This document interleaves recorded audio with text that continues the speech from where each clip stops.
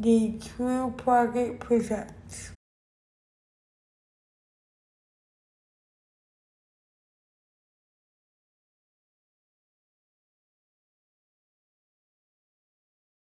Hi, I'm Lauren, and I want to sound off about disability justice and its intersections in education. I want to acknowledge the privilege that I hold as a white cisgender woman from an economically secure Midwest family. While I now identify as disabled and I'm unable to work, I spent 10 years as a public school teacher. The students I met, the experiences that I had, reinforced my leftist and abolitionist politics and led me to the framework of disability justice. I believe that no one can do everything, but everybody can do something. I highly suggest both care work and skin, tooth, and bone for frameworks for disability justice. We most we need to listen to the most marginalized voices and follow their leads. Liberty for the most impacted by this white settler fascist state will mean collective liberation for us all.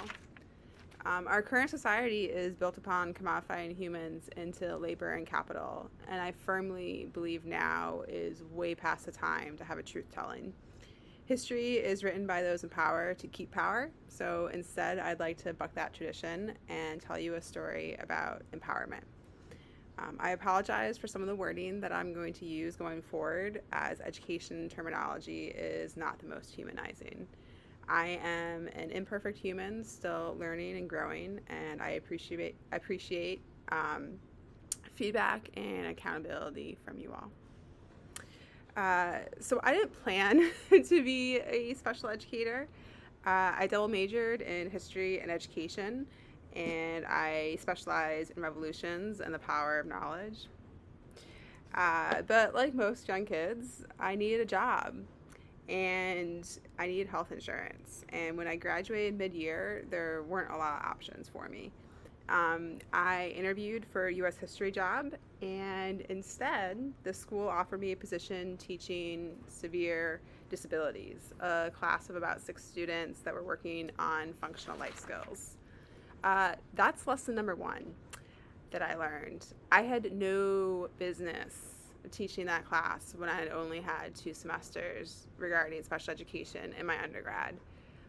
Those kids deserved a knowledgeable teacher. But the school didn't think that. The school thought that I should just be a glorified babysitter. I took that job and the health insurance that came with it, and I promised myself and those kids that I would try to become the teacher they deserved as quickly as possible. I immediately enrolled in a master's program and started to make my administration very unsettled. I learned all about IDEA, special education law, and how to write an IEP, an individualized education plan, that would require the school to provide the services that those students really needed. I asked the parents, the community, what they wanted.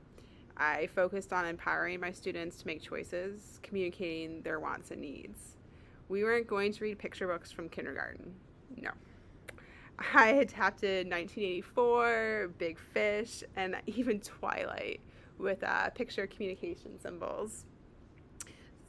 Big ideas can be adapted for any learner.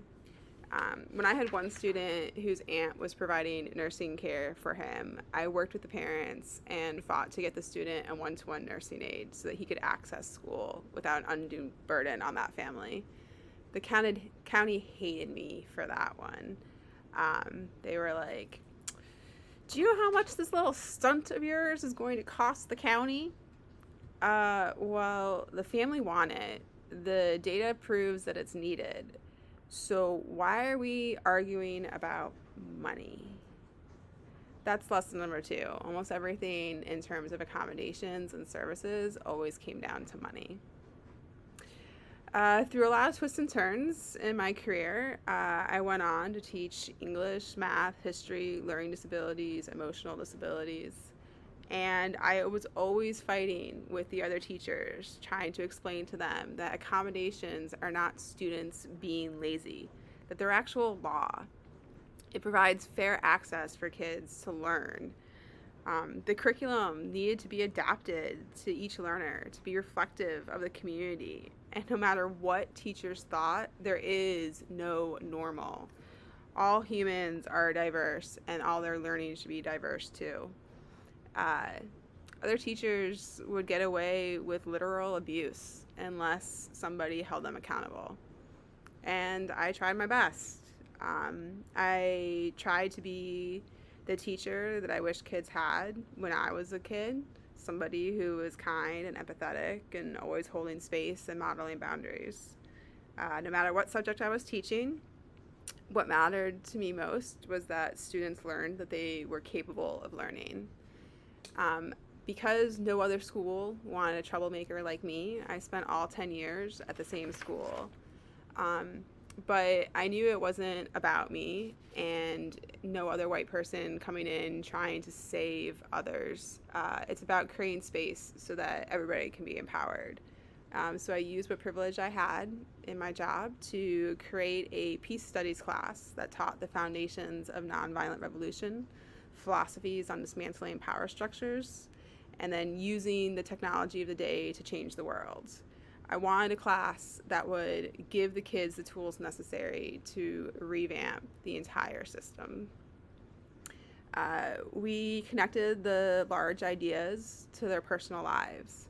We followed the civil rights movement to the Black Panthers, to the war on drugs, to mass incarceration, and then we connected it to our county's own de facto segregation and our school suspension data. And always, the students were given the space to learn, to tell their truths, to learn others' truths, and to envision a more just world, and then enact meaningful changes to bridge that gap. As we celebrate the ADA and the rights won by disability activists, may we continue to listen to each other and tell our stories and tell our truths. By making space, we are rewriting history, and I hope that the future leads to disability justice and collective liberation. So as I close, I want to share my artwork with you all. While I'm no longer a teacher, I still believe in sharing love and learning in however you can. And so the way I'm doing it right now is through my artwork. So thank you for letting me share this time with you, and may we all work towards collective liberation and a more just future for us all. Thanks.